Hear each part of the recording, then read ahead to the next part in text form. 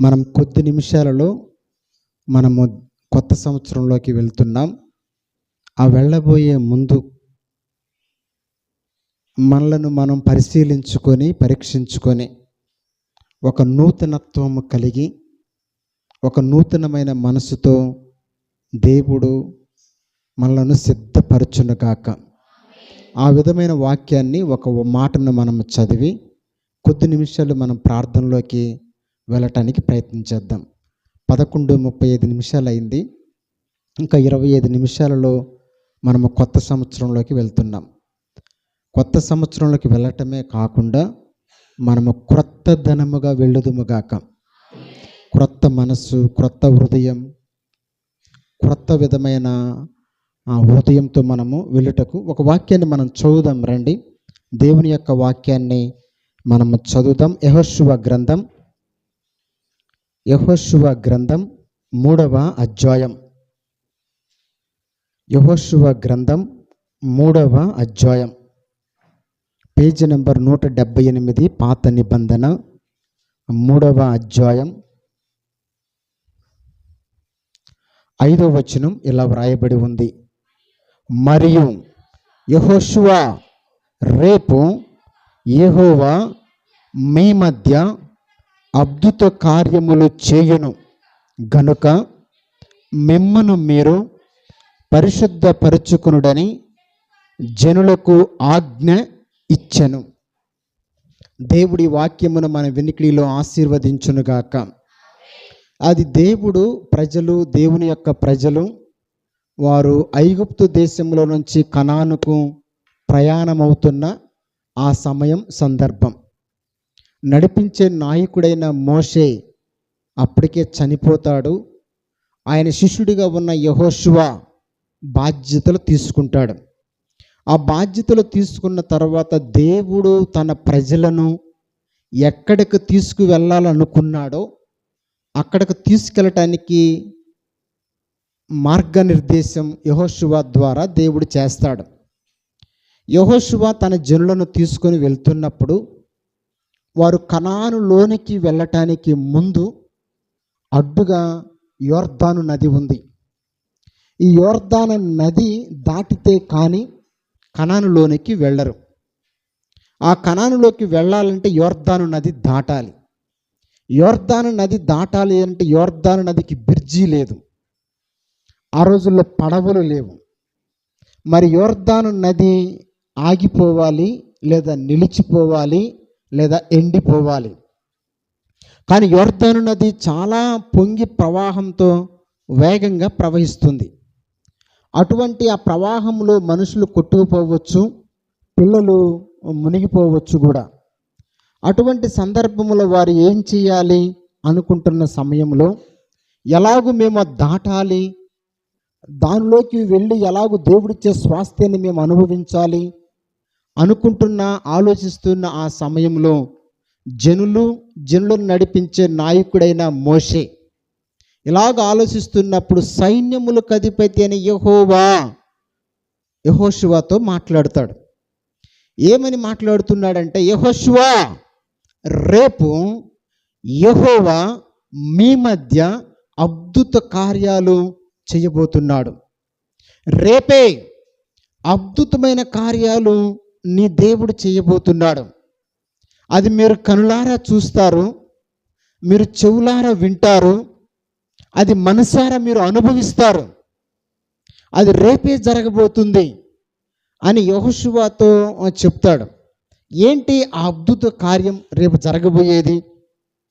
ఇది జనులకు నువ్వు ఆజ్ఞాపించు అని చెప్పినప్పుడు పాలెములో ఉన్న జనులందరికీ యెహోషువ ఆజ్ఞాపిస్తాడు. దేవుడు నాతో చెప్పాడు, రేపు మన మధ్యలో యెహోవా గొప్ప కార్యమును అనగా అద్భుతమైన కార్యమును చేయబోతున్నాడు అని చెప్పినప్పుడు ఆ అద్భుత కార్యం ఏంటి, ఎలా ఉండబోతుంది, అసలు అద్భుత కార్యం ఏంటి అని జనుల్లో ఒక ఆసక్తి, ఒక చర్చ. తన సొత్తైన స్వాస్థ్యమైన ప్రజలు ఎన్నో అద్భుతమైన కార్యాలను చూశారు, అనుభవించారు. ఈరోజు రేపు దేవుడు చేయబోయే అద్భుతమైన కార్యం ఏంటి అనేది వాళ్ళు ఆలోచిస్తున్నప్పుడు మరుసటి రోజు తెల్లవారింది.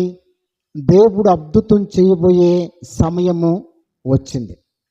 ప్రియమైన సోదరి స్నేహితుడా, యెహోవా రేపు మీ మధ్య అద్భుతమైన కార్యాలు చేయును అని యెహోవా యెహోషువతో చెప్పినట్లుగా ఈ రాత్రి సియోను ప్రార్థనా మందిరంలో ఉన్న మన అందరితోనూ రేపు యెహోవా అనగా నీ కొరకు నా కొరకు ప్రాణం పెట్టిన యేసయ్య నీ జీవితంలో అద్భుత కార్యాలు చేయునుగాక.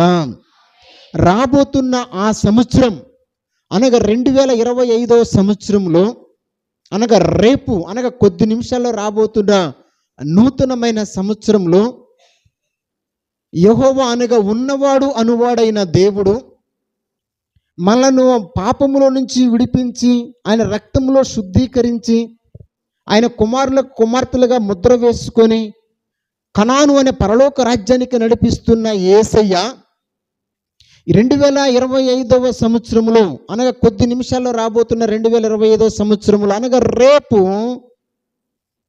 రేపటి సంవత్సరము యెహోవా అద్భుతమైన కార్యాలు పిల్లల విషయంలోను, యవ్వనస్తుల విషయంలోను, భర్తల విషయంలోను, భార్యల విషయంలోను, చేతి పనుల్లోను, అంతేకాకుండా చేతి వృత్తులలోను, వ్యవసాయంలోను, అలాగనే వ్యాపారంలోను, అలాగనే అనేకమైన విషయాల్లో నువ్వు దేని కొరకైతే ప్రయాసపడుతున్నావో, దేని కొరకైతే ప్రయత్నం చేస్తున్నావో, దేనిని పొందుకోవాలని నువ్వు ఆశిస్తున్నావో, దేని కొరకైతే నువ్వు కనిపెట్టుకున్నావో నీ దేవుడైన యెహోవా రేపు అద్భుతమైన కార్యాలు చేయునుగాక. గట్టిగా చెప్దాం. అయితే ఒక కండిషన్ చెప్పాడు దేవుడు. ఏం అద్భుతమైన కార్యం చేయబోతున్నాడు అని వారందరూ ఎదురు చూసినప్పుడు యెహోషువ చెప్పాడు జనులందరికీ, మనం బయలుదేరి వెళ్దాం రండి, మనము కనాను దేశానికి వెళ్తున్నామంటే వారందరూ అన్నారు, అయ్యా యోర్దాను నది అడ్డుగా ఉంది, ఎలాగూ మనం వెళ్ళగలం, ఎలాగూ మనం దాన్ని దాటగలం, దాన్ని దాటలేకే కదా మనం ఇక్కడ ఉంది అని అన్నప్పుడు, లేదు ఆ యోర్దాను నది విషయంలోనే దేవుడు అద్భుతం చేయబోతున్నాడు అని చెప్పినప్పుడు జనులందరూ నడుస్తున్నారు. దేవుని యొక్క మందసము మోస్తున్నవారు ముందు వెళ్తున్నారు, యోధులు వారి వెనక వస్తున్నారు. యోర్దాను నది పొంగి పొరులుతా ఉంది. దాన్ని చూసి ఎంతో కొంత పెద్ద వయసు కలిగిన వారు మేము ఎలాగూ దాటాలని భయాందోళనతో ఉన్నారు. యోర్దాను నది దగ్గరకు ఒక గొప్ప ఇజ్రాయేలు సర్వ సమాజం దాని ఎదురుగా నిలబడింది. యోర్దాను నది దగ్గరకు మందసం మోస్తున్న యాజకులు ఎప్పుడైతే యోర్దాను నది నీళ్లు వారి పాదములు తాకాయో, ఎగువ నుంచి వస్తున్న నీళ్లు ఏకరాశిగా నిలిచిపోయాయి. ఎప్పుడైతే ఏకరాశిగా నిలిచిపోయాయో నీళ్లు రావటం లేదు, ఉండ నీళ్లు వెళ్ళిపోయాయి, త్రోవ ఏర్పడింది, అది గాలికి ఎండిపోయింది అనగా ఆరిపోయింది. ఎలాగూ యోర్దాను నది దాటాలి అని అనుకుంటున్న ఆ సమయంలో దేవుడు యోర్దాను నదిని అనగా పొంగి ప్రవహిస్తున్న యోర్దాను నది ఏకరాశిగా చేసి, తడి నేలను పొడి నేలగా చేసి, త్రోవ లేని చోట దారిని చూపించి ఎలాగూ దాటాలి అని అనుకున్న సమయంలో వారు సంతోషముగా గంతులు వేస్తూ వారు యోర్దాను నదిని దాటారు. సోదరి స్నేహితుడు, ఈ 2024 సంవత్సరంలో పొంగి ప్రవహిస్తున్న యోర్దాను నది ఎలాగైతే మన మీదకి చాలా సందర్భాల్లో చాలా విషయాల్లో వచ్చినప్పుడు దాన్ని ఎలాగూ మేము దాటాలి, దాన్ని ఎలాగూ ఈదుకుంటూ వెళ్ళాలి, దాన్ని ఎలాగూ మేము దాటి దీవించబడాలనే భయాందోళన మధ్యలో ఒకవేళ ఈ 2024లో నీవు ఉంటే, యెహోవా రేపు మీ మధ్య అద్భుతమైన కార్యాలు చేయునుగాక. అలాంటి యోర్దాను నదులను దేవుడు ఏకరాశిగా చేసి ఆరిన నేల మీద అనగా దేన్ని చూసైతే నువ్వు భయపడుతున్నావు, ఏది నిన్ను ఆపు చేసిందో దాని మీద దేవుడు నిన్ను నడిపించునుగాక. అది అద్దరికి చేరే విధముగా ఆరిన నేల మీద వారు అద్దరికి చేర్చి దేవుడు ఇచ్చిన ఆ స్వాస్థ్యాన్ని అనగా కట్టని ఇళ్లలో వారు ఉన్నారు, త్రవ్వని బావులు జలాలు వారు త్రాగారు, నాటని ఫలాలు పండ్లు వారు తిన్నారు, అనేకమైన ఆశీర్వాదాన్ని వారు అనుభవించారు. ఆ ఆశీర్వాదాన్ని పొందుకోవటానికి అడ్డుగా నిలబడిన ఆ యోర్దాను నదిని దేవుడు ఎలాగైతే చీల్చాడో లేదా రెండు పాయలుగా చేశాడో, ఆశీర్వాదాన్ని ఇవ్వబోతున్న దేవుడు నీకు ఆటంకంగా ఉన్నది, అది సమస్య అయినా, అనారోగ్యమైనా, అది ఇబ్బంది అయినా, అది అవిశ్వాసమైనా, అది ఎటువంటిదైనా, అది ఎలాంటిదైనా దేవుడు దానిని దాటించునుగాక. అక్కడ అద్దరిలో ఉన్న ఆశీర్వాదాన్ని, అద్దరిలో ఉన్న ఆ అభివృద్ధిని నీవు అనుభవించేటట్లుగా దేవుడు చేయబోతున్నాడు 2025 సంవత్సరంలో. అయితే దేవుడు ఒక కండిషన్ పెట్టాడు. అదే మాటను మనం చదువుతున్నాం రండి. యెహోషువ గ్రంథం 3వ అధ్యాయం 5వ వచనం. మరియు యెహోషువ రేపు యెహోవా మీ మధ్య అద్భుత కార్యములు చెయ్యను గనుక మిమ్మను మీరు పరిశుద్ధపరచుకునుడి. మిమ్మల్ని మీరు పరిశుద్ధపరచుకునండి. అంటే పరిశుద్ధపరచుకోవటం అంటే శరీరంలో మట్టి ఉంటే స్నానం చేయొచ్చు, కాళ్ళకి ఏదన్నా అంటితే కడుక్కోవచ్చు. కానీ హృదయానికి అంటింది మనం ఎలాగూ పరిశుద్ధపరచుకోగలం అంటే మురికి మట్టిని మనం కడుక్కోగలం, తీసేసుకోగలం. కానీ శరీరంలో లేకపోతే ఆలోచనలో లేకపోతే జీవితంలో పాపమే అంటితే, పాపమే ఉంటే అది అపవిత్రత కింద వచ్చింది. ఈ అపవిత్రత తీసివేయబడినప్పుడు మనం పరిశుద్ధులుగా మార్చబడతాం. పరిశుద్ధులుగా మార్చిన తరువాత యెహోవా అద్భుతం చేస్తానంటున్నాడు. అందుకే మిమ్మల్ని మీరు పరిశుద్ధపరచుకోండి అని అన్నాడు. అంటే రాత్రి వారందరినీ శుభ్రం చేసుకోమన్నారు, వారి బట్టలు ఉతుక్కోమన్నాడు, శుభ్రంగా స్నానం చేయమన్నాడు, ఇటువంటివన్నీ చెప్పాడు. అయితే ఈ వాక్యం మనకేం చెప్తుందంటే 2025లో నీ జీవితంలో ఒక మెరకెల్, ఒక అద్భుతం నువ్వు చూడాలనుకుంటే పాపములో నుంచి నువ్వు పరిశుద్ధుడిగా మార్చబడాలి. పాపములోనే ఉండి ప్రభు కార్యాలు పొందుకోవాలి అని మనం అనుకుంటే అది అవివేకం అవుతుంది. నా బురద చేతులతో నేను పలహారం తీసుకోవాలి అని అనుకుంటే అది తెలివి తక్కువతనం అవుతుంది. కాబట్టి మన చేతులు కడుక్కొని తీసుకోవటం ద్వారా దాన్ని మనము తినగలం. ఎలాగో ఆ విధంగానే దేవుడు ఏం చెబుతున్నాడంటే మీ పాపమును అనగా మీరు శుద్ధులుగా పవిత్రపరుచుకోవాలి, పరిశుద్ధులుగా అవ్వాలి అని చెబుతున్నాడు. మరి ఆ రాత్రి అంతా బహుశా స్నానాలు, బట్టలు ఉతుక్కోవటం ఇవన్నీ చేశాడు. మనం ఈ 2025 సంవత్సరంలో అద్భుతం పొందుకోవాలి అని అంటే మనము పాపులుగా ఉన్న మనము పరిశుద్ధులుగా మార్చబడాలి.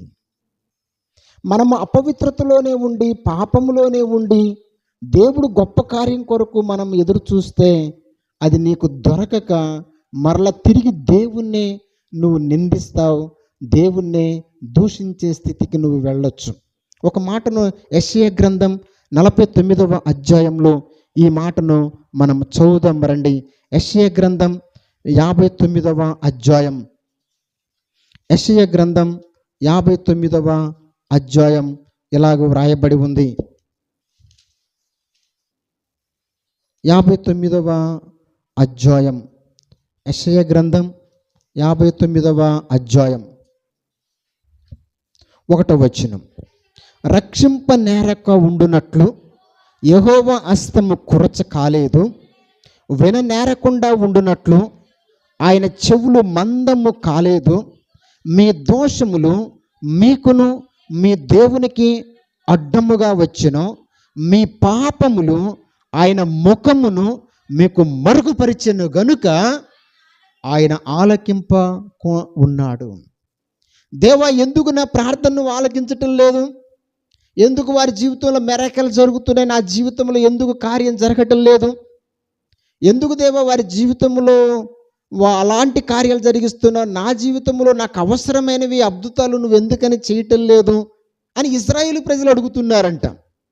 అడుగుతున్నప్పుడు దేవుడు అంటున్నాడు, రక్షింప నేరకుండా ఉండునట్లు నా హస్తము కురచకాలేదు, విననేరకుండా ఉండనట్లు నా చెవులు మందము కూడా కాలేదు.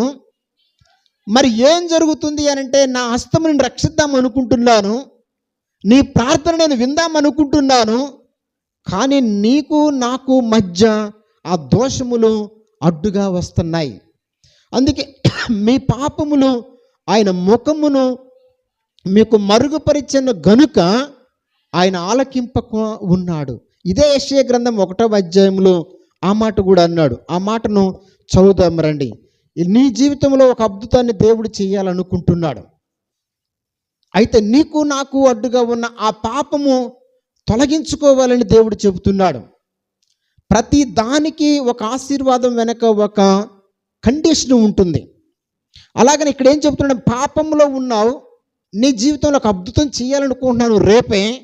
అయితే నీ పాపం విషయమై నేనేం చెప్పాలనుకుంటున్నాను అని అంటే 18వ వచనం 1వ అధ్యాయం 18, యెహోవా ఈ మాట సెలవిచ్చుచున్నాడు, రండి మన వివాదము తీర్చుకుందాం. మీ పాపములు రక్తము వలె ఎర్రని వైనను, హిమము వలె తెల్లబడును, కెంపు వలె ఎర్రని వైనను, అవి గొర్రెబొచ్చు వలె తెల్లవగును. మీరు పాపంలోనే ఉండి నా యుద్ధ నుంచి అద్భుతాన్ని ఆశించమాకండి. మీరు పాపంలో నుండి అభివృద్ధి గురించి నన్ను అడగమాకండి. రా, నీ పాపాన్ని నాకు ఎర్రగా కనబడుతుంది. ఎలా ఉన్నా మీ పాపములు రక్తము వలె ఎర్రగా నాకు కనబడుతున్నాయి. అయితే వాటిని ఏం చేస్తానంటే అది హిమము వలె తెల్లగా చేస్తాను. అంటే మంచు ఎంత తెల్లగా ఉంటుందో ఆ ఎరుపుగా ఉన్న పాపములను నేను తెల్లగా చేస్తాను. అంతేగాని కెంపు వలె ఎర్రగా ఉన్న అవి గొర్రెబొచ్చు వలె తెల్లవగును. అనగా నీ పాపాన్ని నేను తుడిచివేసి, నీ పాపాన్ని నేను తెల్లవిగా అనగా వాటిని మరుగు చేసి తెల్లవిగా చేస్తాను అని పిలుస్తున్నాడు. ఒకవేళ నువ్వు అలాగూ నా మాట సమ్మతించి వస్తే నీ పాపములు కెంపు వలె ఉన్న నీ పాపములు తెల్లవిగా చేసి ఏం చేస్తానని 19వ వచనం అద్భుతం చేస్తానంటున్నాడు. ఏం అద్భుతం? మీరు సమ్మతించి నా మాట విని ఎడల మీరు భూమి మీద యొక్క మంచి పదార్థములు అనుభవిస్తారు.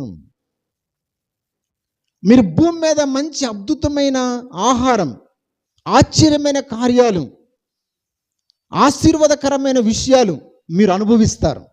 మీరు నా మాట సమ్మతించి వినిన ఎడల. ఇజ్రాయేలు ప్రజలతో ఆయన సెలవిస్తున్నాడు. సోదరి స్నేహితుడా, దేవుడు నీ జీవితంలో గొప్ప అద్భుతం చేయాలనుకుంటున్నాడు. రేపే అద్భుతం చేయాలనుకుంటున్నాడు. యెహోవా మీ మధ్య అద్భుతం చేయాలనుకుంటున్నాడు.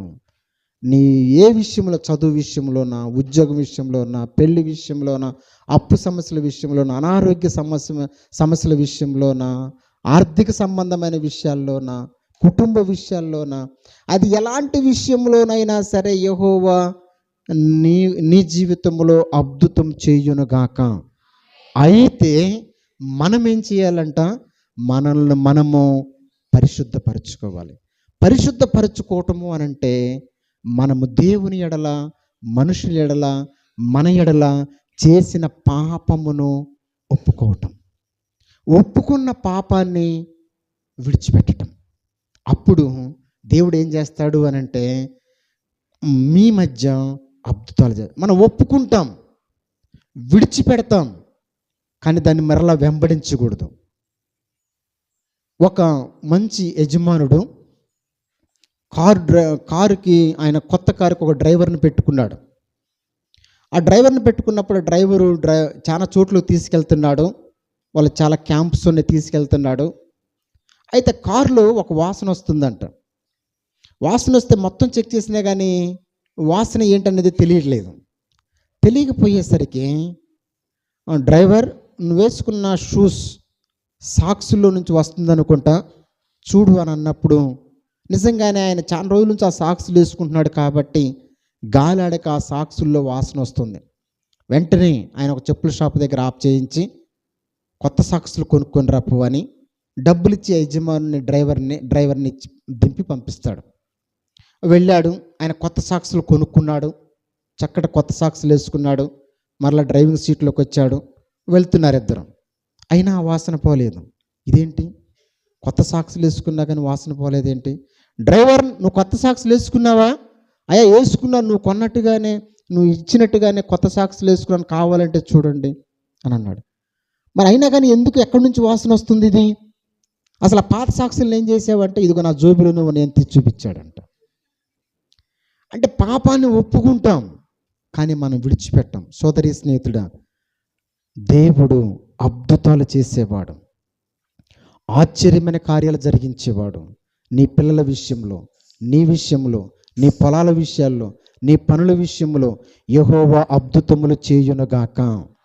అది రేపే జరుగునుగాక. కాబట్టి మనమేం చేద్దాం? పాపం విషయమై పశ్చాత్తాపడదాం. అందరం మోకరిద్దాం. కొత్త సంవత్సరానికి ముందు పాపం విషయమై ఒప్పింపబడదాం. పాపం విషయమై పశ్చాత్తాపడతాం. కొత్త సంవత్సరంలోకి పాత లాగా మనం వెళ్ళకూడదు. కొత్త సంవత్సరంలోకి కొత్తదనంగా వెళ్దాం, పరిశుద్ధతతో వెళ్దాం, పవిత్రంగా వెళ్దాం. ప్రభు చేసే కార్యాల కొరకు మనం కనిపెట్టుకుంటూ వెళ్దాం. మోకరించగలిగిన వారందరూ, మీకు మోకాలు నొప్పులు లేని వాళ్ళందరూ కూడా మోకరించండి. ఎవరికైనా మీకు మోకాలు నొప్పులు ఉంటే కూర్చొని ప్రార్థన చేయండి. ఎలాగ చేద్దామంటే, దేవా, నా జీవితంలో ఒక అద్భుతం చేయటానికి అడ్డుగా ఉన్న ఆ పాపమును, అది శరీర విషయం కావచ్చు, ఆలోచన విషయం కావచ్చు, అది నోరు విషయం కావచ్చు, అది ఏ విషయమైనా కావచ్చు, ఆ విషయంలో ఆ పాపాన్ని నేను ఒప్పుకుంటున్నాను, ఆ పాపాన్ని నేను విడిచిపెడుతున్నాను ప్రభువా అని మనందరం ప్రార్థన చేద్దాం. బిగ్గరగా చేద్దాం. ఎవరికి తోచిన ప్రార్థన వారికి చేద్దాం. కొత్త సంవత్సరంలోకి మనము పరిశుద్ధ పరచబడి మనం వెళ్దాం, నూతన పరచబడి వెళ్దాం. పాత స్వభావంతోనే మనం వెళ్ళకూడదు, పాపముతోనే మనం వెళ్ళకూడదు. పొలానికి వెళ్ళొచ్చి కాళ్ళు కడుక్కోకుండా ఇంట్లోకి వెళ్ళలేం కదా, కడుక్కొని మనం వెళ్తాం కదా. కొత్త సంవత్సరంలోకి వెళ్తున్న దేవుడు నిన్ను తీసుకుని వచ్చాడు. ఇంకా పాత రోత దానితోనే మనం ఎందుకు వెళ్దాం? కడుక్కుందాం, శుద్ధి చేసుకుందాం. యెహోషువ అంటున్నాడు, దేవుడు అంటున్నాడు యెహోషువతో, మిమ్మల్ని మీరు పరిశుద్ధపరచుకోండి. ఎవరికి వారు ఒక 5-10 నిమిషాలు కొత్త సంవత్సరం వచ్చినా కానీ మనము కొత్త సంవత్సరంలో మన పాపాన్ని, నేను ప్రభువా నా పాపాన్ని ఒప్పుకున్నాను, విడిచిపెట్టాను అన్న తర్వాత మనము కళ్ళు తెరుద్దాం. ఎవరికి వారు తోచినంతగా బిగ్గరగా. ఎప్పుడైనా మీరు బిగ్గరగా ప్రార్థన చేశారో లేదో కానీ ఈరోజు బిగ్గరగా ప్రార్థన చేద్దాం. పక్క వారికి డిస్టర్బ్ అవుద్దని ఆలోచించుకోకుండా మన పాపం విషయమే పశ్చాత్తాపడి మనమందరం ప్రార్థనలో ఉందాం. మనందరం మోకరించగలిగిన వారు మోకరిద్దాం.